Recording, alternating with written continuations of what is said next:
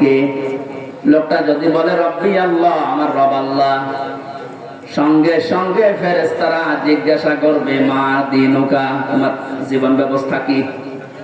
লোকটা যদি বলে দীনুল ইসলাম, সঙ্গে সঙ্গে ফেরেশতা বলবে মান হাযার রাজুল, এই লোকটা কে ছিল?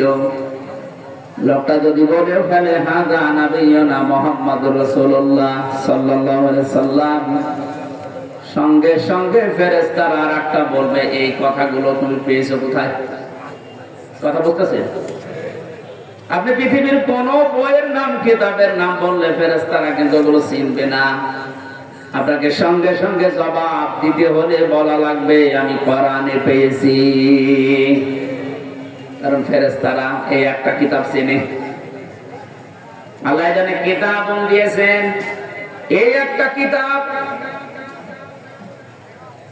এমন দামি কিতাব, এটা আল্লাহর পক্ষ থেকে এই পৃথিবীতে আল্লাহ নিজে পাঠিয়েছেন। নবীজি এই কিতাবুন শব্দটার ব্যাখ্যা করতে গিয়ে হাদিসে জানিয়েছেন মানিত্তাবাল হুদা বিগাইরিল কুরআন আদাল্লাহুল্লাহ। তিরমিজি শরীফের হাদিস, এখানে ডিসকাস করছে, বাতাস লাগবে, অ্যাক্টিভ হয়ে শুনবেন। আমি কিন্তু প্রশ্ন করব, এটা ক্লাস চলছে না? ক্লাসের পরে যে প্রশ্ন করা হয় আমি কিন্তু সামারাইজ করে প্রশ্ন দেব। আন্দাজে শুনতে এসেছেন না? আল্লাহর নবীর এই কথার ভেতর থেকে দুইটা শিক্ষা আমি পেয়েছি। নবীজি জানিয়েছেন কোরআনে কারীম বাদ দিয়ে পৃথিবীর কোন জায়গায় যদি কেউ ভালো হওয়ার নিয়তে, হেদায়েত পাওয়ার নিয়তেও যায়, আল্লাহ নিজে দায়িত্ব নিয়ে তাকে গোমরাহ করে দেয়। কথার অর্থ বোঝে? নবীজির হাদিসের শেষ অংশ ছিল আদাল্লাহুল্লাহ, আদাল্লাহ ইউদিল্লু, সুলাসি মুজাররদ থেকে এসেছে। শব্দটা যদি ভাবে ইফআল থেকে নবীজি বলতেন যে দাল্লা আদাল্লাহ ইউদিল্লু, ভাবে ইফআল থেকে শব্দটা আসা, নবী দাল্লা ইয়াদিল্লু বলতে পারতেন। এ শব্দ দিলে বাংলা অর্থ হতো আপনি নিজেই নিজেকে খারাপ বানিয়ে ফেলেছেন, আপনি নিজের জন্য নিজে দায়ী, আর কেউ দায়ী না। কিন্তু আদাল্লাহ শব্দ যখন আসবে, বাংলা অর্থ তখন হবে আপনার হয়তো নিয়ত ভালো ছিল, আপনি কোন জায়গায় গিয়েছিলেন যে ভালো হয়ে যাব, কিন্তু কোরআন সেখানে ছিল না।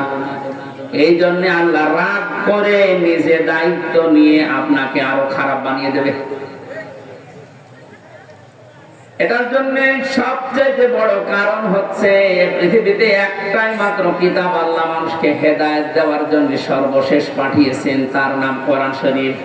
কোরআন বাদ দিয়ে হেদায়েত দেওয়ার মতো কোন কিতাব কিয়ামত পর্যন্ত আর নেই। কথা বলতেছে? এদের সর্বপ্রথম আয়াত দেখবেন যালিকাল কিতাবু লা রাইবা ফিহি, কিতাবে আলিফ লাম আছে। আল্লাহ নির্ধারিত করে জানিয়েছেন একটাই মাত্র কিতাব যেটা মানুষকে হেদায়েত দিতে পারে, তার ভেতরে কোনো সন্দেহ নেই, ভুল নেই, অবকাশও নেই। হাদিসের বাস্তবতায় আমি যেটা পেয়েছি, ও বাংলার জনগণ, কোরআন যেখানে নেই ওই রকম জায়গায় এখন থেকে যদি আপনি ভালো হওয়ার নিয়তেও যান, আপনাকে আমির হামজা খারাপ বানাবে না, খারাপ বানিয়ে দেবে কে? এবার এক বাক্যে বলবেন হেদায়েত দেওয়ার একচ্ছত্র মালিকানা হামজার, বলেন নবীজির, কার? আল্লাহ ছাড়া পথ কেউ দেখাতে পারে না, হেদায়েত দিতে পারে না। উনি যদি বলেন আমি তোকে খারাপ বানাবো, বলেন তো কে আছে আপনাকে পথ দেখাবে? বলেন। এই জন্যে আমার শেষ কথা, ফাইনাল কথা এইটাই, আজকে থেকে সিদ্ধান্ত দৃঢ়ভাবে নেওয়া লাগবে। কোরআন যেখানে নেই, সে যত বড় বাবার দরবার হোক, যত বড় রাজনৈতিক দল হোক, যেখানে কোরআন চলে না, কোরআনের কর্মসূচি নেই, আমি ওখানে যাব না। ওখানে যদি আমি ভালো হওয়ার নিয়তে থাকি, তাহলে আমার খারাপ বানিয়ে, গোমরা বানিয়ে জাহান্নামে পাঠাবে কে? আমার মনে হয় এই ওয়াজটা যদি আজ আমরা বাংলার 18 কোটি জনগণের ভেতরে 10 কোটি মানুষও মেনে নিতে পারি, এদেশে আমরা গোমরাহি থেকে মুক্ত হব। আল্লাহ রাব্বুল আলামিনের হেদায়েত আমাদের জন্য আম হয়ে যাবে। আশা করছি আপনি কথাটা মেনে নেবেন আপনার প্র্যাকটিক্যাল জীবনে, যে কোরআন যেখানে নেই ওই রকম দলে আমি আজকে থেকে আর নেই। এটা শুধু সামিয়ানা নিচ পর্যন্ত শেষ, বাইরে নিয়ে যাবেন তো। যেখানে কোরআন নেই তাহলে যদি আপনি জানো ভালো হওয়ার নিয়ত আপনার ছিল, কিন্তু আপনাকে আল্লাহ ভালো রাখবে না। শ্বশুরকে মানুষ অনেকে বাবা বলে ডাকে, এটা হারাম না, জায়েজ আছে। কিন্তু নিজের বাবার সামনে যদি বারবার শ্বশুরকে আব্বাজান বলেন, লোকজন জিজ্ঞাসা করে এইটাকে, এটা আমার শ্বশুর আব্বা আর এইটা চিনি না, বাবা রাগ হবে? বাবা বাবা জায়েজ আছে বলে আপনি একেবারে সব সময় মুখে ফেনা তুলে ফেলবেন আব্বাজান বলে। আসল যেটা জন্মদাতা বাবা, ওর কোনো খবর নেই। ওনার মনে যেমন দুঃখ লাগার সম্ভাবনা আছে, কোরআনে কারীম আল্লাহ হেদায়েত দেওয়ার জন্য পাঠিয়েছেন। এইটা বাদ দিয়ে সত্যি যদি আপনি কোন জায়গায় আপনার নিয়ত ভালো নিয়েও যান, আল্লাহ কিন্তু দায়িত্ব নিয়ে আপনাকে খারাপ বানিয়ে দেবে। আল্লাহ এই জন্য শব্দটা প্রথমে দিয়েছেন কিতাবুন, এই একটা কিতাব।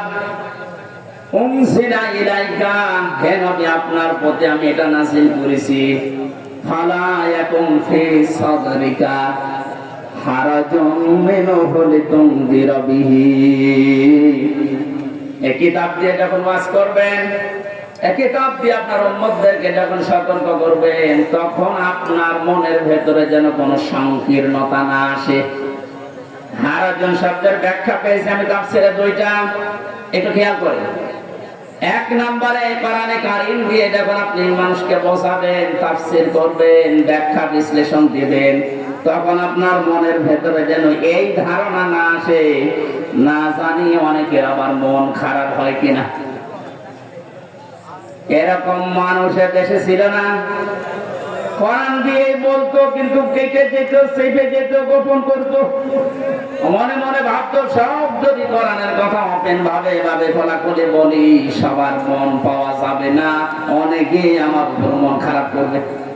এই জন্য নবীজিকে আল্লাহ প্রথমে এই শব্দ দিয়ে জানিয়েছেন, আপনি যখন কোরআন প্রচার করতে যাবেন তখন আপনার মনের ভেতরে যেন কোনো সংকীর্ণতা কাজ না করে, যে কে কি বলল। দুই নম্বরে, আবহমান কাল থেকে অনেক নিয়ম নীতি ইসলাম মনে করে মানুষ পালন করে আসছে। আপনি যখন কোরআনে কারীমের কথাগুলো সঠিকভাবে তুলে ধরবেন, ওইগুলো টিকবে না, এমনি কেটে যাবে। তখন হয়তো অনেকের মন খারাপ হবে, আপনি সবার মন তো পাবেন না। এই জন্য আপনাকে বলছি, কে কি মনে করবে বলবে, কারো দিকে তাকাবেন না। আপনার মনও যেন ছোট না হয়, সংকীর্ণ না হয়। সঠিক কথাগুলো তুলে ধরার দায়িত্ব আপনার, আর হেদায়েত দেওয়ার দায়িত্ব আমি আল্লাহর। যিকরা লিল মুমিনিন, কোরআন শরীফ আমি আল্লাহ দিয়েছি মুমিনদের জন্য, এটা উপদেশ।